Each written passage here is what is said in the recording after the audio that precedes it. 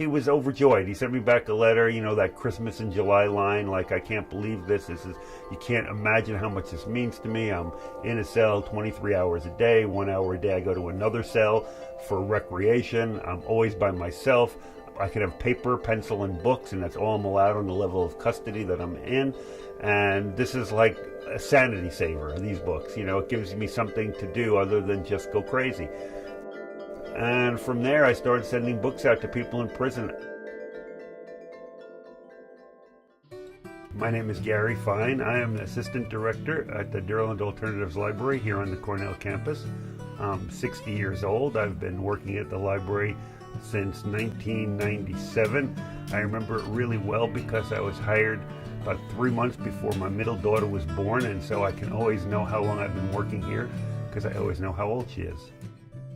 So I've been working in the library for about 13 years. About 10, 11 years ago, I received a letter from a prisoner, and he said he heard that the library sent books to people in prison, and I wrote him back a friendly letter explaining that no, we don't have that kind of a program, and was curious how he got our name because he was in Texas. And he wrote me back a letter telling me how much he appreciated getting a letter that talked to him and wrote like he was a regular person and not some crazy criminal. That was how he kind of felt his life was and how he was treated, and that how he so much appreciated it. And I thought, well, if a letter saying no, I'm not sending you any books was a joy to this guy, what would happen if I sent him some books? And I sent him a package of books, and a few other people were writing for books. And after a while, I had 30, 40, then 50 people I was sending books to. And I couldn't keep it personal in the way that I had when I had 1 or 2 people I was sending books to.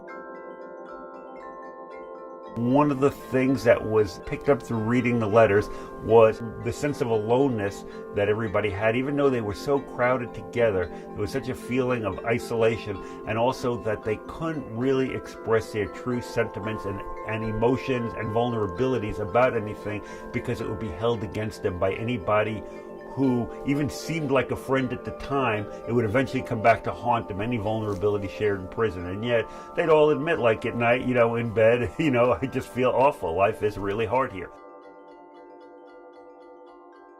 My name is Shane Kalb. I'm 24 years old right now. I'm an undergraduate studying psychology and English at Cornell University. I'll graduate in 2 years. It's been 6 months since I was released from prison. I was there for 5 years. A couple friends and I had been breaking into houses and just trying to find ways to get money to try to buy more weed or buy more beer, or whatever we were doing. And I was with more than one other person. There was like 4 of us, both of those times, and only one of them was charged with anything. They were all older. They all had actually done the things that we were charged with. I didn't have any kind of money from it. I didn't have anything. We had a bunch of weed on us when we were arrested. I ran while I was in cuffs. I mean, I was really drunk when they arrested me. I was really high. We just harvested a bunch of weed we'd been growing for the whole summer. And I ran while I was in cuffs for about 20 feet and just fell on my face, like in a stupor. It was a fiasco. And I got charged with escape second because technically you're in custody when you're in cuffs. And so 1 a.m, I got charged with escape second, and that just made my whole sentence that much worse, being in that inebriated state and like running from the police. After I started in the maximum security prison over the first year, I couldn't even imagine leaving. I couldn't imagine getting out. I couldn't imagine being myself again. I couldn't imagine seeing my family or my friends. And I started to focus on myself because I knew that that time was coming, even if I couldn't feel it or if I couldn't imagine it or sense it. I knew that I had to try to do something. So I started looking towards college courses.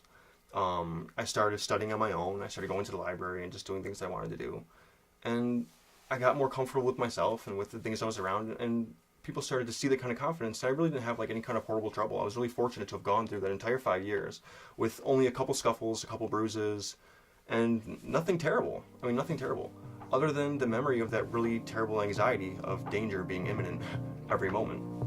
That was really the most unpleasant thing, was that terrible anxiety. And every month I would give them a writing theme or a cue, and if they wrote something on it, I would send everybody who wrote something a copy of what the whole group wrote. You could see that people started sharing vulnerable thoughts, their feelings, their true feelings about things. Not every letter did, but just in sharing their thoughts, when other people would read somebody else's essay on the same subject and saw that, oh, they're also feeling like stressed out, they'd start to realize like, oh, this stress out is not necessarily because I'm going crazy, but more this is an institutional behavior that would happen to anybody who is locked in a room by themselves all day with no windows.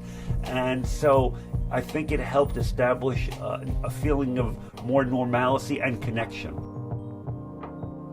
I started sending out a newsletter where I would take 2 or 3 essays on 4 or 5 themes that had come in the previous months, and I'd share them and give them, and then I'd list the upcoming themes, and I do it 6 months at a time. So we're sending a newsletter out to 500 people or so now, and all of a sudden it became an opportunity to have a conversation with everybody at once. And I thought, what inexpensive programs could we start that are open to all the different people? As the program was evolving and I was getting all these letters, you start to understand more what some of the needs were, some of the ways that you could reach in effectively. And so some of the programs we started in those initial newsletters was a journal program. The journal program, what we do is we ask prisoners to write journals. And I think it's really that simple. They write however much they want, they write whenever they want, and they send it in to us, and we have a space set up where we can put their journals, keep them safely, and read them. And we also take their writings and publish it on a blog, so that it's not just a one-way street, and so that we're really working to understand what it's like to be in prison, and perhaps a wider population can get to see that material too. It was very good to work with prisoners at a young age, and to sort of be introduced when I didn't have a huge amount of preconceptions about the incarcerated population as a whole. It was a lot of different feelings at once, and it had a big effect on me. It was moving and charming and horrifying and sometimes overwhelming, but that's also what I like about the program a lot, because I think the individual connection is essential, and that's what you can get from working with this population.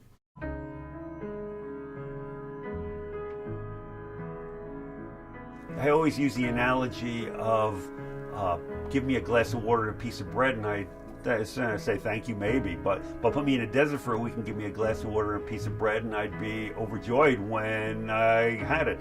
And we're not doing very much, but because there's such deprivation and such a lack of educational opportunities in prisons, to the people we're serving, it seems like a lot.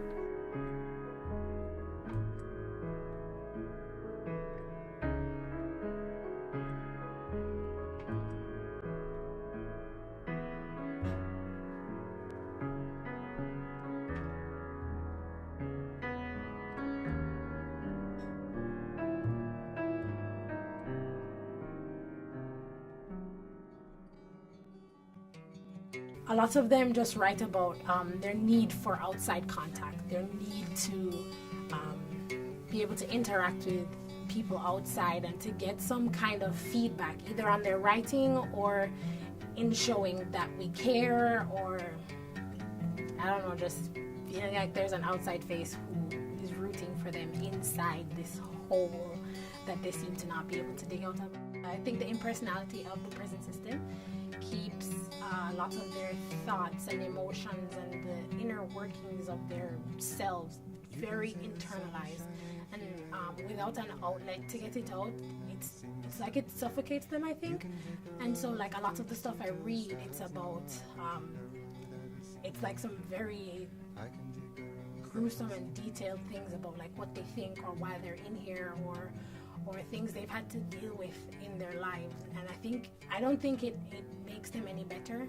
And prison is supposed to be a place for rehabilitation, but without that outlet, I don't think it helps them very much in their rehabilitation process. I get approximately 200 submissions from prisoners, but I've only been working with this project for volume 10, so there have been 9 volumes before this, and there will be many volumes after this. after working with the Prisoner Express Project, I realized that I want to write a lot, and I want to encourage people whose voices aren't heard throughout mainstream media very often to write and to have their stories told in whatever way they can through writing. Something about expression, something about having an idea, and something about the things building up in our subconscious that come out on their own has an extreme value, and there's something really there's something therapeutic about it.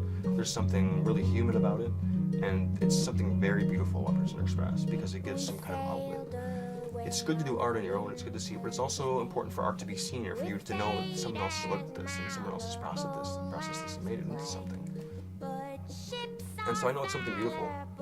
If you think about it, art, poetry, writing, it's all like a way to get deeper in yourself. It's a way to make the outside kind of disappear while your focus is on something.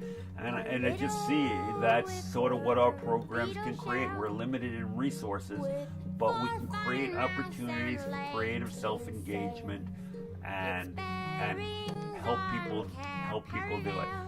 The program as it is allows a tremendous opportunity for individual connection.